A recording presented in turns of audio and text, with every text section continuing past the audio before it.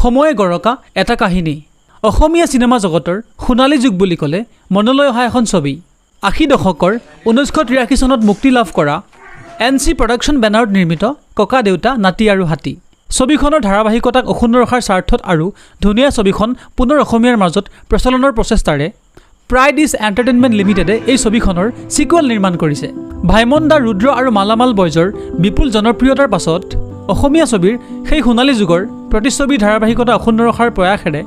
pride is এণ্টাৰটেইনমেণ্টৰ বেনাৰত প্ৰযোজিকা ৰিণিকী ভূঞা শৰ্মা বাইদেউৰ প্ৰচেষ্টাত মুক্তি লাভ কৰিব ককা দেউতা নাতি আৰু হাতী পাৰ্ট 2 ছবিখনে বিশ্বজিৎ বৰাই পৰিচালনা কৰা ছবিখনৰ অভিনয়ত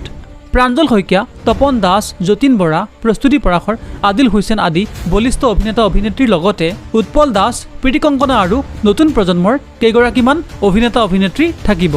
ছবিখনত মিউজিক কৰিছে অসমৰ হাৰ্টথ্ৰব কোন বাৰু জুবিন গাৰ্গে চলিত বৰ্ষৰ নৱেম্বৰ মাহৰ ২১ তাৰিখে অসমৰ সমূহ ছবিগৃহত এই ছবিখনে মুক্তি লাভ কৰিব